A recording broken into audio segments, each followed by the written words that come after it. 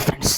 So మరి మనం తిరుమల మీలో ఎప్పుడైనా సరే తిరుమల వెళ్తే కనుక స్వామివారిని ఎన్నో గంటలు క్యూ లైన్లో నిలబడి మరి ఆ స్వామివారి యొక్క రూపాన్ని చూడాలని గంటల గంటలు క్యూ లైన్లో నిలబడి ఆ స్వామివారికి ఒక్క క్షణం కోసం మరి మనందరం కూడా పరితపించిపోతూ ఉంటాం కదా. మరి అటువంటి స్వామివారి యొక్క ఆ యొక్క నిజరూప దర్శనంలో మరి ముందున్నటువంటి మరి కులశేఖరపడిని మీలో ఎంతమంది చూసుంటారు? అసలు ఆ యొక్క కులశేఖరపడి అంటే ఏంటి?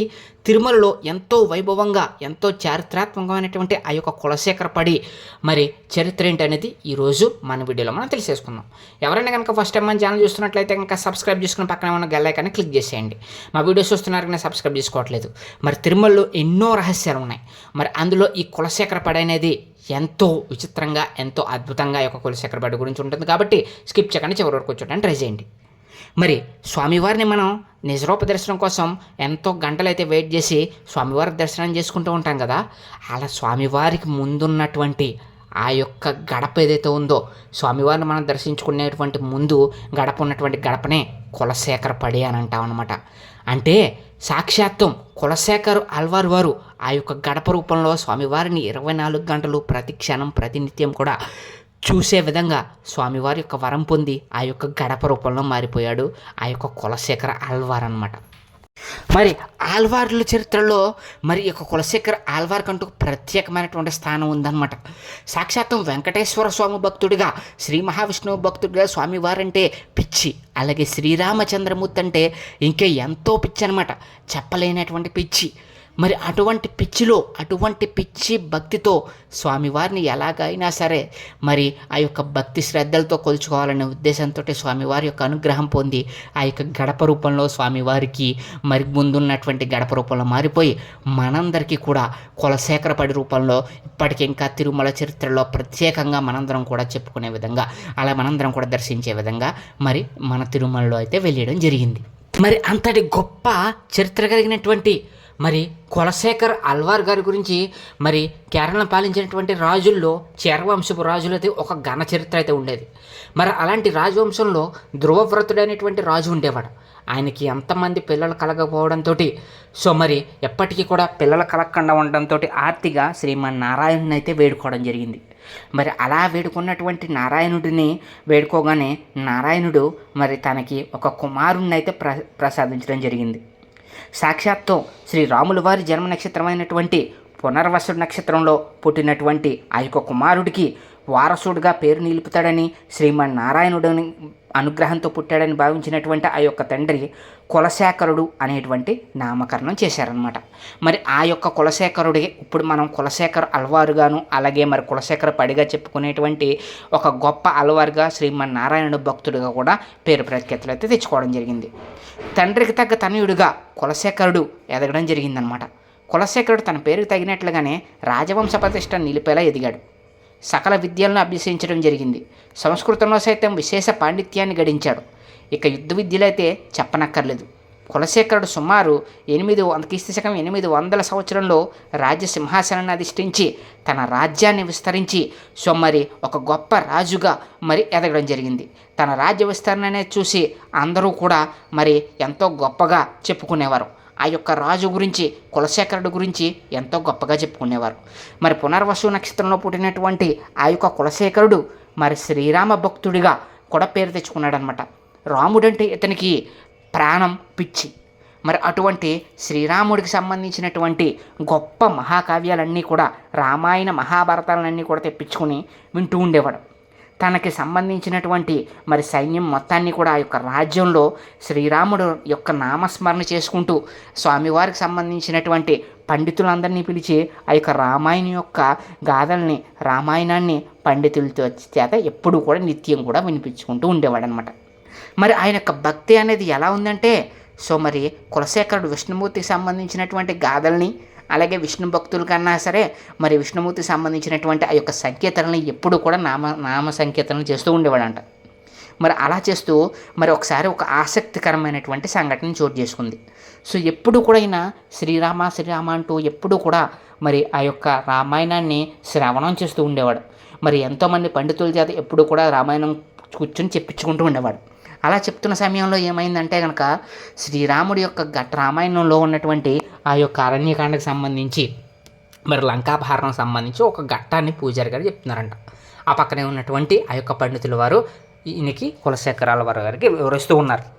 అలా వివరిస్తూ ఉన్నప్పుడు ఏం జరిగిందంటే మరి శ్రీరాముడి దగ్గర నుంచి శ్రీరాముడు మరి ఆ యొక్క సీతాదేవిని మరి వదిలేసి ఆ యొక్క జింక కోసం వెళ్తారు కదా, అప్పుడు రావణాసురుడు సీతమ్మదేవిని మరి అపహరించుకెళ్తాడు కదా. ఆ యొక్క ఘట్టం చెప్తుంటే ఈయన ఘట్టంలో లీనమైపోయి మరి అసలు సీతమ్మ వారిని మరి రావణాసురుడు తీసుకెళ్ళిపోతున్నాడంటే మరి వెంటనే ఈయన యుద్ధానికి బయలుదేరిపోతాడంట. మరి ఆ యొక్క రామాయణంలో విలీనమైపోయి ఆ చెప్పేటువంటి పండితులకి ఎంతమంది చెప్పినా సరే వినకుండా అయ్యో సీతమ్మదేవిని మరి ఆ యొక్క రావణాసురుడు అపహరించుకుపోతుండ రాక్షసుడిని ఎలాగైనా సరే ఎదిరించి సీతమ్మ వారిని కాపాడాలని చెప్పేసి ఆ యొక్క గుర్రం మీద అంటే ఆయన యొక్క గుర్రాన్ని తీసుకుని అక్కడ సముద్రం ఉంటుందంట, కానీ సముద్రంలో కూడా వెళ్ళిపోతూ ఉంటాడు. అమ్మ సీతమ్మదేవి నేను నిన్ను కాపాడుతానమ్మ, రాములు వారి కోసం ఎలాగైనా సరే నిన్ను కాపాడి ఆ యొక్క రావణాసుడిని విడిపింతాను తల్లి అని చెప్పేసి అయితే గుర్రం వేసుకుని ఆ యొక్క సముద్రంలోకి వెళ్ళిపోతూ ఉంటాడంట. చుట్టూ ఉన్న వాళ్ళందరూ ఆశ్చర్యపోతారు. చివరికి ఏమవుతుందంటే అప్పుడు స్వామివారికి అనుగ్రహం కలిగి సముద్రంలోకి వెళ్ళిపోతున్నటువంటి ఆ యొక్క గుర్రాన్ని వెళ్ళిపోతున్నటువంటి ఈ యొక్క కులశేఖర్ వారికి అనుగ్రహించి కనిపిస్తారనమాట. కనిపించి ఇదిగో సీతమ్మ వారు తిరిగి వచ్చేసారు, కాపాడుకున్నాను నేను సీతమ్మ వారిని అని చెప్పేసి అయితే దర్శనించి మరి ఆ యొక్క సైన్యం నుంచి అయితే చూపించడం జరుగుతుంది. దాంతో అప్పటి వరకు కూడా ఆయన ఆ యొక్క సంఘటనలో విలీనమైపోయి ఉండిపోతారనమాట. మరి ఈ విధంగా మరి ఆయనకు అనేక సంఘటనలు అంటే రాముల వారంటే పిచ్చి, అటువంటి పిచ్చి ఉన్నటువంటి రాముల వారి యొక్క పిచ్చితోటి అలాగే ఆ యొక్క దైవభక్తితోటి నిరంతరం కూడా గడుపుతూ ఉండేవారు.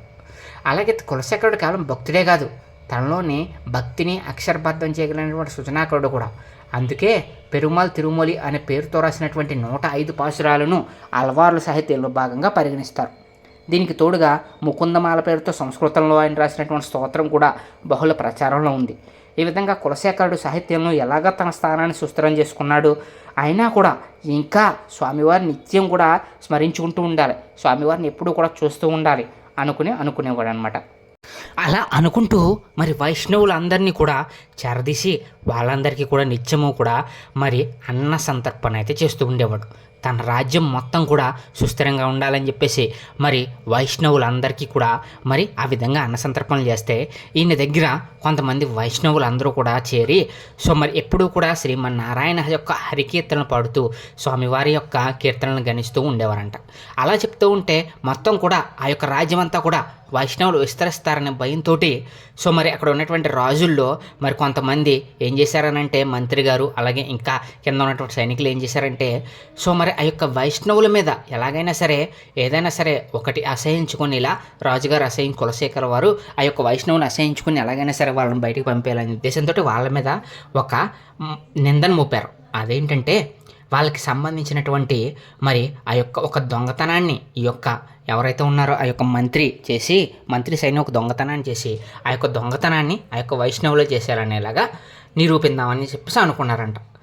మరి ఏమైందంటే స్వామివారికి సంబంధించినటువంటి బంగారు ఆభరణాలు కొన్ని దొంగిలించేసి అవి వైష్ణవులే చేశారనేసి పెట్టడం జరిగింది. అది రాజుగారి దగ్గరికి రావడం జరిగింది. మరి అప్పుడు మన కులశేఖరాల వారి గారు ఏం చేశారంటే తెలుసా, మరి అవి ఒక కొండను తీసుకుని రమ్మన్నారు. ఆ కొండలోకి మరి విషపు నాగుల్ని తీసుకురమ్మన్నారంట. మరి ఆ యొక్క విషపు నాగులు తీసుకురొస్తే మరి ఇక్కడ ఎవరైతే నిజంగా తప్పు చేశారో వాళ్ళందరూ కూడా పిలిపించి మీరు ఎవరి మీద అయితే అభియోగాలు చేస్తున్నారో వాళ్ళందరినీ పిలిపించి ఆ కొండలో చేపట్టమని చెప్పారంట.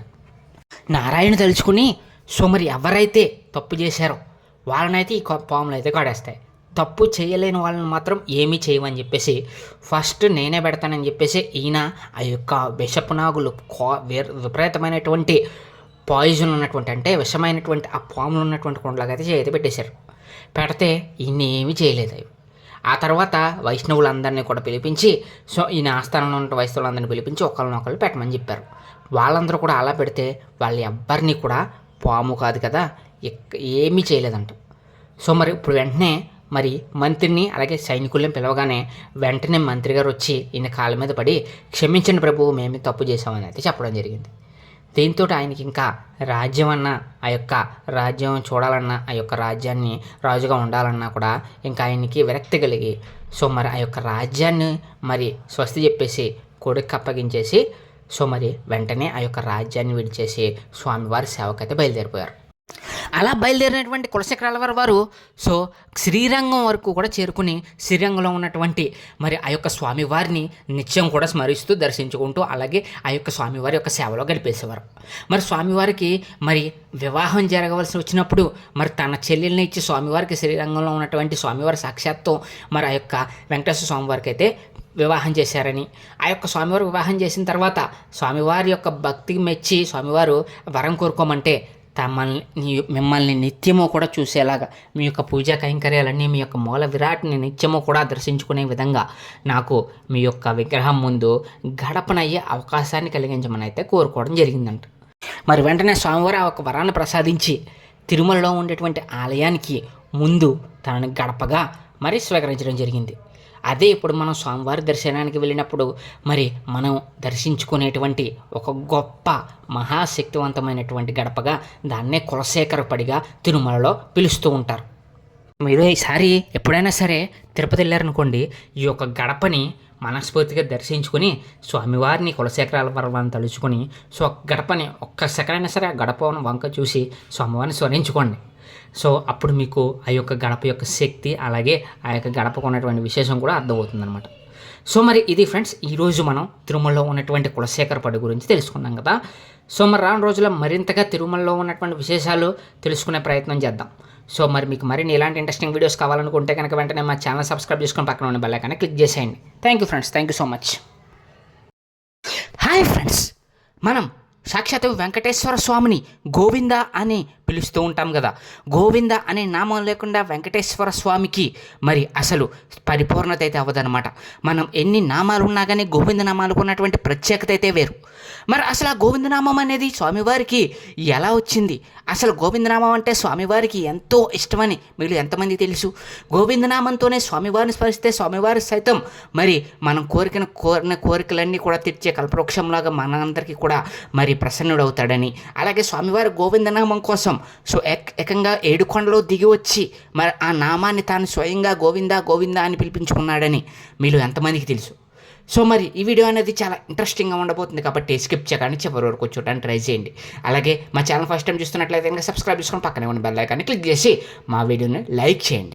అలాగే మరి అసలు స్వామివారు మరి గోవిందనామం కోసం సాక్షాత్తం పద్మావతి స్వరూపుడై సో మరి 7 కొండలు దిగొచ్చి మరి ఆ యొక్క నామాన్ని పిలిపించుకుంటూ ఉన్నారనమాట. సో మరి దాని వెనక ఉన్నటువంటి కథ ఏంటో తెలుసుకుందామా?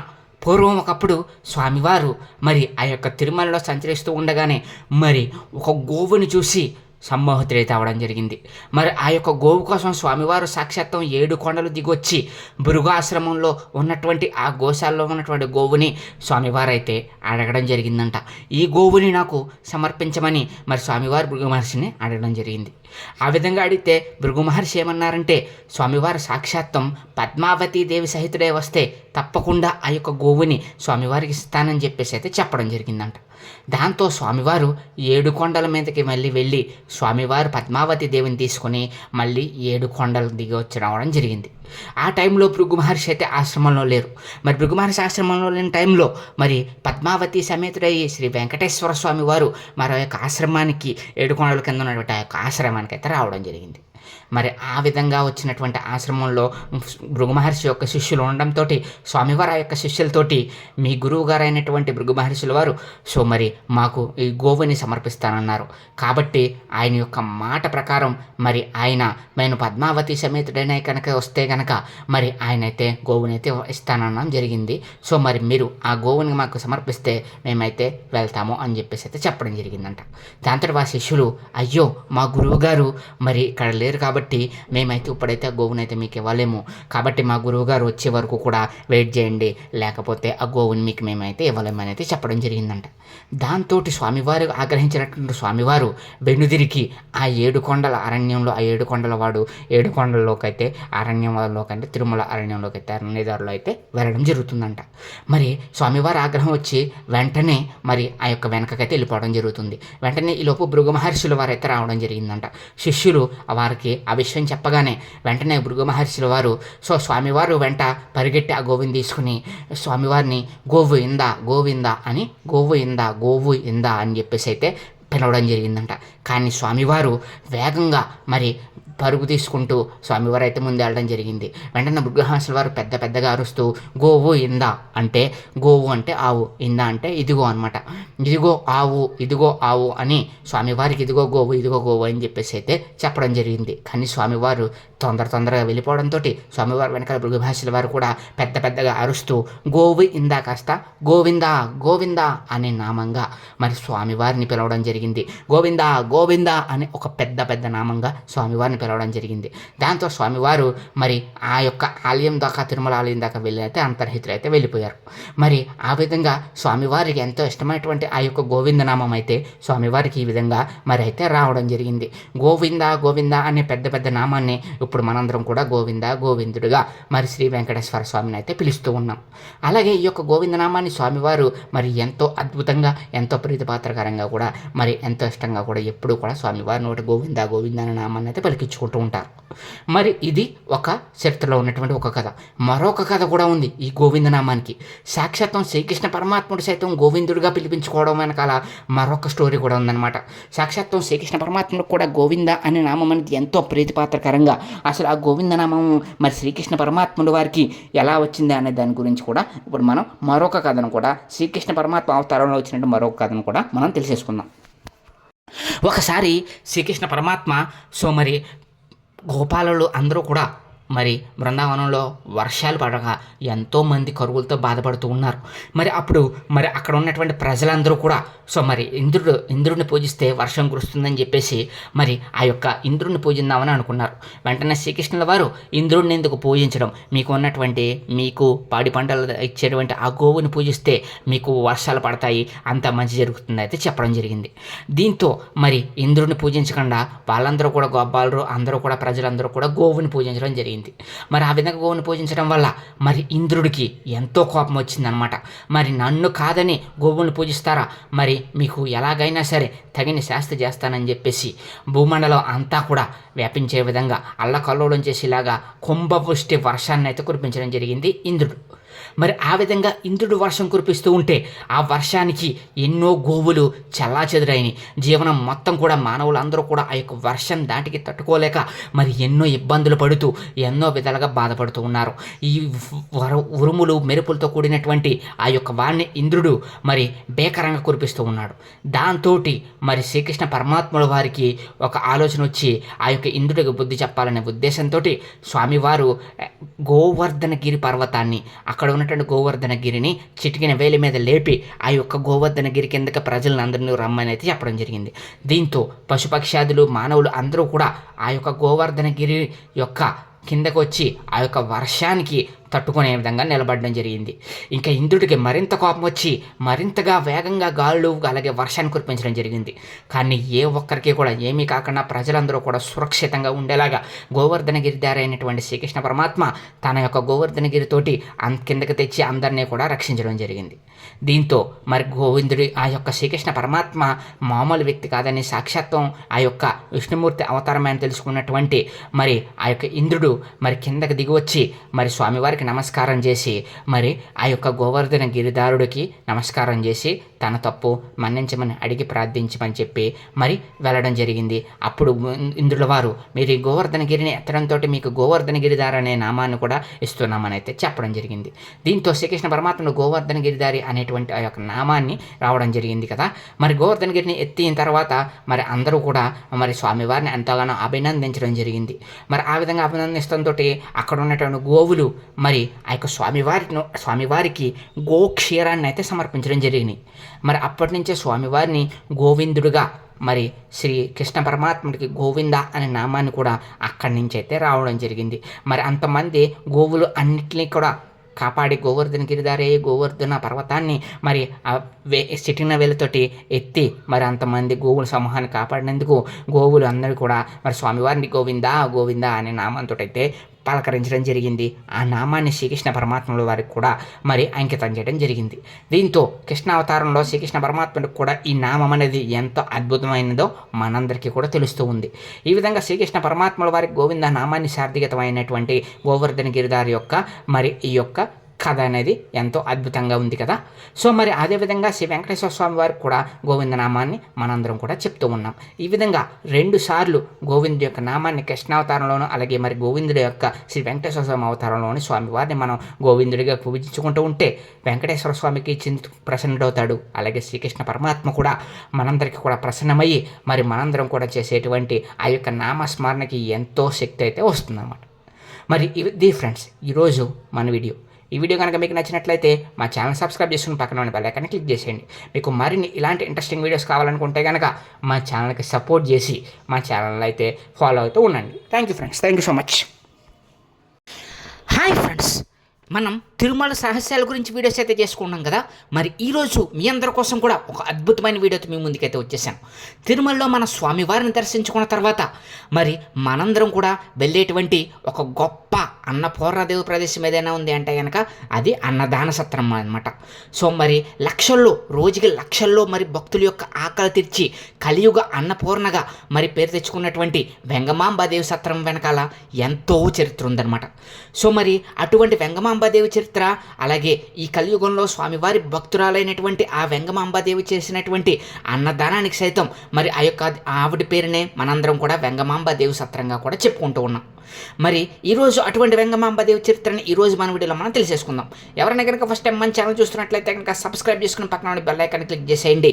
అలాగే ఈ వీడియో అనేది చాలా ఇంట్రెస్టింగ్గా ఉండబోతుంది కాబట్టి స్కిప్ చేయకుండా చివరి వరకు చూడడానికి ట్రై చేయండి. వెంగమాంబాదేవి మరి ఈరోజు మనందరం కూడా తిరుపతి వెళ్తే మనందరికీ కూడా ఎటువంటి ఆకలికి కూడా ఎటువంటి లోటు లేకుండా మనందరి ఆకలి తీర్చేటువంటి ఆ యొక్క సత్రాల్లో ఒకటైనటువంటి వెంగమాంబాదేవి సత్రానికి వెళ్ళి మనందరం కూడా మరి స్వామివారి యొక్క ప్రసాదాన్ని భక్తి శ్రద్ధలతో తీసుకుంటూ ఉంటాం. ఆ యొక్క భక్తి శ్రద్ధలతో మనం భుజించేటువంటి ఆ యొక్క ఆహారం వెనకాల వెంగమాంబాదేవి స్వామివారి భక్తురాలైనటువంటి వెంగమాంబాదేవి అయితే ఉండడం జరిగింది. స్వామివారికి చిన్నప్పటి నుంచి కూడా భక్తి శ్రద్ధలతో పుట్టడం స్వామివారి భక్తురాలుగా పుట్టి భూమి మీదకు వచ్చినటువంటి అటువంటి వెంగమాంబాదేవి మరి చిన్నప్పటి నుంచి కూడా ఎంతో భక్తి శ్రద్ధలతో స్వామివారిని సేవిస్తూ స్వామివారి నామమే ఆహారంగా స్వామివారి యొక్క జపమే ఊపిరిగా తీసుకుని మరి ఆ యొక్క వెంగమాంబాదేవి మరి జీవించడం జరిగింది. చిన్నప్పటి నుంచి కూడా వేరే శ్రద్ధ లేదు, వేరే మాట లేదు. తల్లిదండ్రులు ఎంతో ఇష్టంగా పెంచుకున్నటువంటి, అలాగే ఎంతో ఇష్టంగా స్వామివారికి మొక్కుకున్న తర్వాత పుట్టినటువంటి దేవిని వెంగమాంబాదేవిగా పేరు పెట్టడం తర్వాత మరి స్వామివారి యొక్క భక్తురాలుగా మారిపోవడం జరిగింది ఈ వెంగమాంబాదేవి. తిరుమలలోనే ఎంతోమందికి అన్నదానం చేసి ఆ యొక్క అన్నపూర్ణదేవిగా పేరు ప్రఖ్యాతలు తెచ్చుకుంది. మరి చిన్నప్పటి నుంచి కూడా పిల్లలు ఎవరితోని ఆడుకోకుండా స్వామివారి నామమే తలుచుకుంటూ ఉంటే అందరికీ కూడా మరి వంతగా అయితే చూడటం జరిగిందనమాట. చిన్నప్పుడు వెంగమాంబాదేవి తల్లిదండ్రులైనటువంటి క్రీస్తుశకం 17వ శతాబ్దంలో చిత్తూరు జిల్లా తరిగొండలో నియోగి బ్రాహ్మణ కుటుంబానికి చెందినటువంటి కానాడ కృష్ణమూర్తి అచ్చమాంబ దంపతులకు వెంగమాంబాదేవి జన్మించడం జరిగింది. బాల్యం నుంచే తిరుమల శ్రీ వెంకటేశ్వర స్వామి వారిని తన భర్తగా భావించి నిరంతరం ధ్యాన ముద్రలో గడిపేది. ఈమె ప్రవర్తన తల్లిదండ్రులని మరి మదనపల్లి పట్టణం శ్రీ భోగేశ్వర స్వామి ఆలయం అర్చకులు శ్రీ సుబ్రహ్మణ్య దీక్షితుల వారి వద్దకు తీసుకెళ్లేలా చేసింది. ఆయనను మరి ఈమెకు గురువుగా మరి ఆమె దగ్గరికి అయితే వెళ్ళడం జరిగింది. ఆమెలో దేవచింతన గమనించినట్టు స్వామీజీ ఆమెకు తారకనామం ఉపదేశించడం జరిగిందనమాట. చిన్నప్పటి నుంచి కూడా ఎవరితోని చిన్నపిల్లలతో ఆడుకోకుండా స్వామివారి నామమే ఆహారంగా స్వామివారి నామమే శ్వాసగా బతకడం జరిగింది. మరి ఆ విధంగా ఉంటే తల్లిదండ్రులకి మరి వింతగా తోచేది. స్వామివారి కోసం ఎన్నో రచనలను అయితే రచించడం జరిగింది. స్వామివారి మీద ఉన్న ఆసక్తితో మరి వెంగమాంబ అనేక రచనలను శ్రీకారం చుట్టింది. తరిగొండలో శ్రీ లక్ష్మీ నరసింహస్వామిని సరిస్తూ నరసింహ శతకాన్ని రచించింది. ఇంకా కృష్ణ పారిజాతం, ముక్తకాంతా విలాసం వంటి కావ్యాలను రచించారు. అలాగే వెంకటేశ్వర స్వామివారి మీద సుమారు 2000 కీర్తనలు కూడా తాళపత్రాలపై రచించి స్వామివారి నామాన్ని స్వామివారి సంకీర్తన చేసుకుంటూ తన యొక్క జీవితాన్ని గడుపుతూ ఉండేది. చిన్నపిల్ల ఇలా గడుపుతుందని తల్లిదండ్రులకి చుట్టుపక్కల ఉన్న వాళ్ళకి ఎంతో ఆశ్చర్యానికి గురిచేసి తల్లిదండ్రులకు ఎంతో భయాందోళన అయితే కలగజేయడం జరిగిందనమాట. వెంటనే మన వెంగమాంబాదేవి గారికి మరి వివాహం చేయాలని చెప్పేసి అయితే మరి అనుకోవడం జరిగింది తల్లిదండ్రులు. దీంతో వెంగమాంబాదేవి దాన్ని తిరస్కరించి నా యొక్క భర్త శ్రీ వెంకటేశ్వర స్వామి సాక్షాత్తం భగవంతుడే నా యొక్క భర్త, ఇంకెవరిని నేను భర్తగా ఊహించలేనైతే చెప్పడం జరిగింది. అయినా కానీ తల్లిదండ్రులు బలవంతంగా మరి ఆ యొక్క వెంగమాంబాదేవికి ఆధ్యాత్మిక చింతను వెంకటేశ్వర స్వామి ఆరాధన నుంచి తప్పించడానికి తల్లిదండ్రులు చిన్నతనంలోనే తిరుపతి సమీపంలో బాకారావుపేటకు చెందినటువంటి ఇంజేటి వెంకటాచలపతితో వెంగమాంబ వివాహం జరిపించారు. అయితే దురదృష్టవశాతం ఆమె భర్త చిన్నతనంలోనే మరి మరణించడం జరిగింది. మరి అప్పటి సమాజం ప్రకారం భర్త లేని స్త్రీని మరి ఏ విధంగా చూసేవారంటే, మరి అసలు భర్త లేని స్త్రీని పువ్వులు కానీ అలాగే ఇంకా ఏవి ధరించకుండా ఒక సౌభాగ్యానికి నోచుకోలేని విధంగా చూసేవారు. కానీ అమ్మవారు దీనికి మొత్తం కూడా విరుద్ధం అన్నమాట. వెంగమాంబాదేవి మొత్తం కూడా శ్రీనివాసుని తన భర్తగా భావించి మరి నుదుట కుంకుమ అలాగే పువ్వులు నిత్యము కూడా ధరిస్తూ ఉండేది. ఇది చాలామందికి అయితే నచ్చేది కాదు. ఎంతోమందిని మరి పీఠాధిపతులు అలాగే ఎంతోమంది హిందువులు అలాగే ఎంతోమంది ధర్మాధిపతులు వీటిని వ్యతిరేకించి మరి ఆ విధంగా పువ్వులు కుంకుమ ధరించడం తప్పని వెంగమాంబాదేవికి చెప్పేవారు. కానీ అవేమీ ఆవిడ లెక్క చేసేది కాదు. స్వామివారే నా భర్త, స్వామివారికి నేను ఎప్పుడూ కూడా నిత్యము కూడా నిన్ను పూజలు చేసుకోవాలి, స్వామివారిని స్మరించుకోవాలి అని చెప్పి ఎప్పుడు కూడా స్వామివారికి నమస్కారం చేసుకుంటూ ఆ యొక్క కీర్తనలు పాడుకుంటూ ఉండేది. మరి ఈ విధంగా చేస్తే ఒకసారి ఏం జరిగిందంటే కనుక గురుపీఠానికి మరి వచ్చినటువంటి వెంగమాంబాదేవి పీఠాధిపతులకు బదులు గురుపీఠానికి నమస్కారం చేయడంతో గురుపీఠం దగ్ధమైపోయింది. ఆగ్రహించిన పెద్దలను బలవంతంగా శిరోమణనం చేయించి తరిగొండ నరసింహస్వామి కొలంలో స్నానం చేయించారు. వెంటనే స్నానం చేసిన వెంటనే వెంగమాంబాదేవి తలపై శిరోజాలు మునుపటిలాగే వచ్చేసాయి అన్నమాట. దీంతో అక్కడ వెంగమాంబ గ్రామ బహిష్కరణ కూడా చేయడం జరిగింది. ఈ విధంగా వెంగమాంబాదేవి గ్రామ బహిష్కరణ చేసినా కానీ ఏమాత్రం మరి భయపడకుండా అలాగే స్వామివారిని అనుగ్రహించమని వేడుకొని మరి ఆ యొక్క వెంగమాంబ స్వామివారు చూపిన మార్గంలో నడవడం జరిగింది. వెంగమాంబకు శ్రీనివాసుడు తన వద్దకు చేరుకోవాలని సూచించి తిరుమల మార్గం గుండా చూపించడం జరిగిందంట. ప్రస్తుతం తరిగొండలోని శ్రీ లక్ష్మీ నరసింహస్వామి ఆలయంలో శ్రీ ఆంజనేయ స్వామి విగ్రహం వెనక వైపు ఉన్నటువంటి సొరంగ మార్గం వైపు ఆ గుండా ఆమె తిరుమలకి చేరుకోవడం జరిగింది. అక్కడ తంబూరా తీర్థంలో శ్రీ వెంగమాంబ గుహగా పిలువబడేటువంటి పర్వత శ్రేణిలో తన సాధనను కూడా కొనసాగించడం జరిగింది. అక్కడే కొన్ని గ్రంథాలను కీర్తనలు కూడా రచించింది. అలాగే స్వామివారి కోసం ఎప్పుడూ కూడా ముత్యాల హారతిని ఎంతో అద్భుతంగా స్వామివారి కోసం పాడేది. స్వామివారి యొక్క ఆ యొక్క రథం వచ్చేసరికి స్వామివారికి ముత్యాల హారతితోటి మరి స్వామివారికి హారతి ఇస్తేనే ఆ యొక్క రథం కూడా కదిలేదంట. తిరుమలలోనూ ఛాందస్సుల నుంచి ఆమె కష్టాలు ఎదురయ్యాయి. ఒకరోజు వెంగమాంబ గుహలో శ్రీనివాసుడు ప్రత్యక్షమై ఉండటం కొందరు గమనించి వెంగమాంబ మహత్యాన్ని తెలుసుకుని తమ తప్పులు క్షమించమని వేడుకున్నారు. అప్పటి నుంచి కొండపైన అన్నమయ్య వారసులు కల్పించినటువంటి సౌకర్యాలు ఈమె కల్పించారు. ఉండటానికి నివాసం మిత సౌకర్యాలతో పాటు ఆలయం ఉదయంలో అన్నమయ్య మేలుకొల్పో తర్వాత రాత్రి స్వామివారి జ్వాలపాట ముత్యాల హారతి ఇచ్చే భాగ్యాన్ని కూడా వెంగమాంబ కలిగించారనమాట. ఈ విధంగా స్వామివారికి నిత్యము భక్తురాలైనటువంటి ఆ వెంగమాంబాదేవికి మరి అప్పటి నుంచి కూడా మరి ఎంతో భక్తి ప్రఖ్యాతులతో స్వామివారిని సేవిస్తూ ఆ కొండ మీద తిరుమల కొండ మీద ఆ యొక్క ఆంజనేయ స్వామి యొక్క ఆలయంలోనే తరిగొండలో ఆంజనేయ స్వామి ఆలయంలోనే మాతవారైతే ఉండేవారు. ఆ విధంగా ఉన్నటువంటి మాత ఎవరైతే ఉన్నారో మరి ఆ యొక్క వెంగమాంబాదేవి మరి అప్పుడే ఒక గొప్ప కార్యక్రమానికైతే శ్రీకారం చుట్టడం జరిగింది. ప్రజల యొక్క ఆకలి బాధలు చూసి తిరుమల స్వామివారిని దర్శించుకోవాలని వచ్చిన వాళ్ళ యొక్క ఆకలి బాధలు చూసి మరి ఆవిడ ఒక అన్నదాన సత్రాన్ని అయితే ఏర్పాటు చేయడం జరిగింది. దాన్నే ఇప్పటికీ మనం తిరుమలలో నేటికి కొనసాగుతున్నటువంటి ఒక గొప్ప అన్నదాన క్షేత్రంగా 1812 సంవత్సరంలో మరి తిరుమలకు వచ్చే భక్తులకు తన నివాసంలోనే భోజనాలు తయారు చేసి వడ్డించేవారు వెంగమాంబాదేవి వారు. మరి అప్పటి నుంచి ఆ సాంప్రదాయాన్ని పాటిస్తూనే ఉన్నారు. రేయింబగలు 24 గంటలు కూడా ఎవరు వచ్చినా కానీ భక్తులకి మరి ఈ విధంగా గొప్పగా అన్నదానాలు చేసి స్వామివారి యొక్క నామ సంకీర్తనతో మారుమోగించి వాళ్ళ యొక్క ఆకలి తీర్చి పంపించేవారు. స్వామివారి దర్శనం అయిన తర్వాత మరి వెంగమాంబాదేవి యొక్క నివాసం దగ్గరికి వచ్చి లక్షలాది మంది వేలాది మంది భక్తులు వచ్చి మరి ఆ విధంగా అయితే అన్నదాన సత్రంలో భోజనాలు అయితే చేసేవారు. అక్కడ ప్రారంభమైన ఆ యొక్క సాంప్రదాయాన్ని ఇప్పటికీ మనం తిరుమలలో మనం ఎప్పుడు వెళ్ళినా కానీ మనకి నిత్యాన్నదానాలు జరుగుతూ ఉండేటువంటి ఆ యొక్క వెంగమాంబ దేవి చరిత్రగా మరి మనం చెప్పుకుంటూ ఉండేటువంటి ఆ యొక్క వెంగమాంబాదేవి సత్రంగా మనందరం కూడా చెప్పుకుంటూ ఉంటాం అన్నమాట. మరి ఈ విధంగా వెంగమాంబాదేవి గొప్ప చరిత్రగా పేరు ప్రఖ్యాతలు తెచ్చుకోవడం జరిగింది. స్వామివారి యొక్క ప్రేమకు అలాగే భక్తికి ఆ యొక్క భక్తుల యొక్క ఆకలి తీర్చడానికి అన్నపూర్ణాదేవిగా వెలిసిందనేటువంటి దానికి ఒక గొప్ప సాక్షాత్కారంగా వెంగమాంబాదేవి అయితే నిలవడం జరిగింది. అలాగే స్వామివారి మీద ఎన్నో కీర్తనలు రచించి మరి ఈ విధంగా తాళపత్ర గ్రంథాలు రచించి స్వామివారిని నిత్యం కూడా స్మరించుకుంటూ ఆ యొక్క తిరుమలలో స్వామివారి సేవకే అంకితం చేసి తన జీవితాన్ని చివరికి స్వామివారిని లో ఐక్యమైపోవడం జరిగిందనమాట. మరి ఇంత గొప్ప చరిత్ర కలిగినటువంటి వెంగమాంబాదేవికి మనందరం కూడా హృదయపూర్వకంగా నమస్కారాలు తెలియజేసుకుంటూ, మరి ఈరోజు వెంగమాంబాదేవి చరిత్ర మా ఛానల్ ద్వారా మీరందరూ కూడా తెలుసుకున్నట్లయితే కనుక మా ఛానల్ సబ్స్క్రైబ్ చేసుకుని పక్కన ఉన్న బెల్ ఐకాన్ని క్లిక్ చేసి మా ఛానల్లో మరిన్ని ఇలాంటి ఇంట్రెస్టింగ్ వీడియోస్ రాబోతున్నాయి కాబట్టి దయచేసి మా ఛానల్ని సపోర్ట్ చేస్తారని మనస్ఫూర్తిగా అయితే కోరుకుంటున్నాను. Thank you friends, thank you so much. Hi friends, మన వీడియోస్లో మనం తిరుమల గురించి రహస్యాలు చెప్పుకుంటూ ఉన్నాం కదా.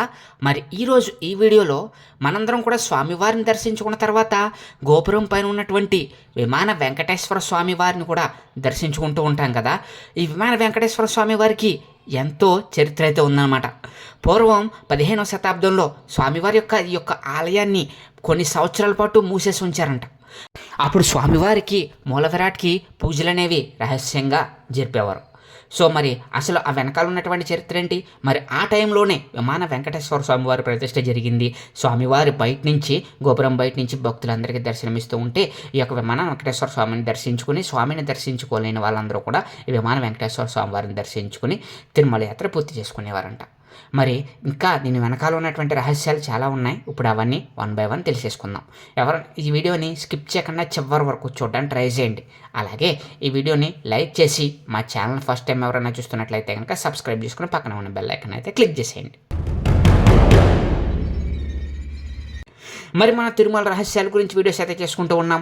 లాస్ట్ వీడియోస్లో మనం చెప్పుకుంటే కనుక మరి వెంగమాంబాదేవి చరిత్ర గురించి చెప్పుకున్నాం కదా.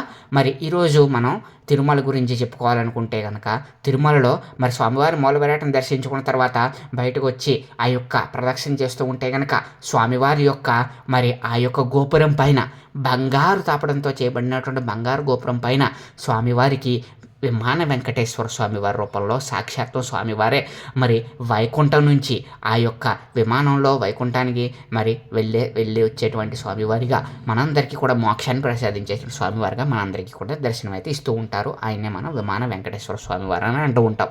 మరి మీలో ఎంతమంది విమాన వెంకటేశ్వర స్వామివారిని దర్శించుకున్నారు? ప్రతి ఒక్కళ్ళు తిరుపతి వెళ్ళిన ప్రతి ఒక్కళ్ళు కూడా మరి తప్పకుండా సరే విమాన వెంకటేశ్వర స్వామివారిని అనేది దర్శించుకుంటూ ఉంటారు. మరి అసలు ఈ విమాన వెంకటేశ్వర స్వామి వారి దర్శనం అనేది ఎలా చేసుకుంటారు? అసలు ఈ విమాన వెంకటేశ్వర స్వామి వారిని మరి ఎవరు ప్రతిష్ఠించారు? విమాన వెంకటేశ్వర స్వామి వారి ఆలయానికి ఆనంద నిలయం మీద ఉన్నటువంటి ఉత్తర దిశగా పైన ఉండే వెంకటేశ్వర స్వామి విగ్రహాన్ని మనం అందరం కూడా విమాన వెంకటేశ్వర స్వామి వారిగా భావిస్తూ ఉంటాం. విమాన వెంకటేశ్వర స్వామి విగ్రహం అనేది మనందరికీ కూడా వెంకటేశ్వర స్వామి యొక్క ఆనంద నిలయం మీద ఉత్తర దిశగా కనిపిస్తూ ఉంటుంది. విజయనగరం చక్రవర్తి అయినటువంటి నరసింహరాయలు ఉన్న కాలంలో వైకాసన పారంపర్య అర్చకుడి ఖాళీ స్థానంలో మరి ఆపద్ధర్మంగా శ్రీవారి అర్చకత్వానికి మరి వ్యాసరాయల వారు 12 ఏళ్ల పాటు నిర్వహించడం జరిగింది. మరి ఆ యొక్క వ్యాసరాయల వారి ఆస్థానంలో ఉన్నప్పుడు ఆ కాలంలోనే వ్యాసరాయల వారు ఆనంద నిలయాన్ని విమానం పైన ఉన్నటువంటి శ్రీనివాసుని విగ్రహానికి ప్రాణప్రతిష్ఠ చేసి దాన్నే విమాన వెంకటేశ్వరుడిగా ప్రచారానికి తీసుకురావడం జరిగిందంట. దర్శనం కాకుండా వెళ్ళిపోవాల్సిన వచ్చిన వారు ఆ రోజుల్లో ఆ విమాన వెంకటేశ్వర స్వామివారిని దర్శించి తిరిగి వెళ్ళేవారంట. ఇప్పటికీ వెంకటేశ్వర స్వామివారిని దర్శించిన భక్తులు ప్రదక్షిణంగా వెళ్తూ విమాన వెంకటేశ్వర స్వామిని దర్శించుకోవడం ఆనవాయితీ. 1982లో ఆనంద నిలయం విమానం బంగారపూత పూస్తున్నప్పుడు విమాన వెంకటేశ్వరుని గుర్తుపట్టడానికి వెండి మకర తోరణం పెట్టించి బాణం గుర్తుతో సూచించారు. విమాన వెంకటేశ్వరుడు ఎదుటే నిత్యం వేదపారాయణ చేయడం, స్వామివారిని దర్శించుకోవడానికి కానీ ఆలయం వారు నిర్మించడం వల్ల కానీ వచ్చిన మధ్య పండితులు విమాన వెంకటేశ్వరుని అదితే కూర్చుని పారాయణలు చేయడం సాంప్రదాయంగా ఆనాటి నుంచి కూడా వస్తుంది. అయితే తిరుమలలో ఏకమూర్తి ఆరాధన విధానం ఉండడంతో ఈ విగ్రహానికి ఇతర దేవతామూర్తులకు లాగానే శ్రీ వెంకటేశ్వర స్వామి ఊరం విలాదికి నివేదించిన ప్రసాదాన్ని తిరిగి నివేదిస్తూ ఉంటారు. ఈ విధంగా మూల విరాట్కి నివేదించిన ప్రసాదాలన్నీ కూడా విమాన వెంకటేశ్వర స్వామి వారికి కూడా నివేదన చేస్తూ ఉంటారు. మరి ఈ విధంగా వెంకటేశ్వర స్వామి వారిని రాయలు వారు వ్యాసరాయల వారు వ్యాసుల వారు యొక్క ఆస్థానంలో ఆయన తిరుమలని మరి ఆ విధంగా పరిపాలిస్తూ ఉండగానే మరి ఆ యొక్క అర్చకత్వం చేస్తున్నప్పుడు వ్యాసరాయల వారు అర్చకత్వం చేస్తున్నప్పుడు స్వామివారిని మరి ప్రతిష్ఠించడం జరిగిందంట. అయితే ఈ వెంకటేశ్వర స్వామి వారి యొక్క మరి ఈ యొక్క వెంకటేశ్వర స్వామి వారి యొక్క నిర్మాణానికి అంటే ఈ యొక్క ప్రతిష్టకి ముందే ఏం జరిగిందంటే దానికి అసలైన కారణం ఏమొచ్చిందంటే తిరుమలని కొన్ని సంవత్సరాల పాటు మూసించారని చెప్పేసి ఒక కథనాలు అయితే ఉంటాయన్నమాట. సో ఆ కథనం ఏంటంటే స్వామివారి యొక్క తిరుమలని 9 నుంచి 12 సంవత్సరాల పాటు మూసేశారంట. అసలు ఎందుకు మూసేశారని తెలిస్తే కనుక స్వామివారి యొక్క ఆభరణాల్ని 9 మంది అర్చకులైతే మరి వేసుకుని ధరించడం జరిగిందంట. అది చూసినటువంటి వ్యాసుల వారు ఆగ్రహించి ఆ యొక్క 9 మందిని కూడా వెంటనే మరి చంపేయడం జరిగింది, పొడిచి చంపేయడం జరిగింది.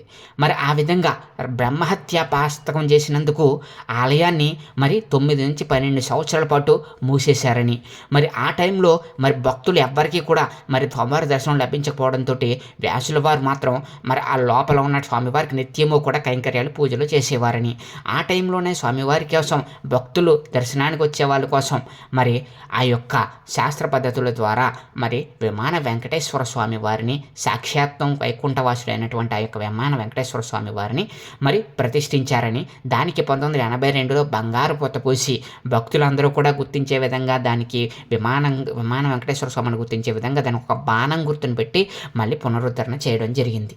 మరి ఈ కథ అనేది ఎప్పుడైతే ప్రాచుర్యంలో అయితే ఉండడం జరిగిందనమాట. మరి ఈ విధంగా వెంకటేశ్వర స్వామి వారు విమాన వెంకటేశ్వర స్వామి వారిగా మరి గోపురం పైన మరి స్వామివారి పైన ఉన్నటువంటి మరి ఈ యొక్క గొప్ప గొప్ప వేలమోరాటగా అయితే వెళ్ళడం జరిగింది. స్వామివారి సాక్షాత్తం భక్తులందరికీ కూడా దర్శనమిస్తూ మూల విరాట్ని దర్శించుకోలేకుండా వెళ్ళిపోతున్న భక్తుల కోసం స్వామివారు స్వయంగా ఈ యొక్క విమాన వెంకటేశ్వర స్వామి వారికి అయితే వెళ్ళడం జరిగిందని చెప్తూ ఉంటారు.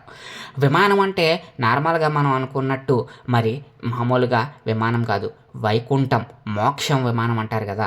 సో ఆ విధంగా మరి స్వామివారు ఆ యొక్క విమానంతో పుష్పక విమానంతో భక్తులందరికీ కూడా దర్శనమిస్తూ ఆ యొక్క మోక్షాన్ని ప్రసాదిస్తాడని, స్వామివారు వైకుంఠానికి ఆ యొక్క విమానం ద్వారా పుష్పక విమానం ద్వారా వైకుంఠానికి వెళ్ళి వస్తూ ఉంటారనేది ఆ యొక్క విమాన వెంకటేశ్వర స్వామి విగ్రహం వెనకాల ఉన్నటువంటి ఒక గొప్ప నమ్మకం అనమాట. మరి మనందరికీ కూడా మరి విమాన వెంకటేశ్వర స్వామి వారిని దర్శించుకుంటూ ఉంటే ఎంతో అద్భుతంగా ఆ యొక్క బంగారు పూత మీద ఉన్నటువంటి ఆ యొక్క స్వామివారు ఎంతో అద్భుతంగా మనందరికీ కూడా దర్శనమిస్తూ ఉంటారు కదా.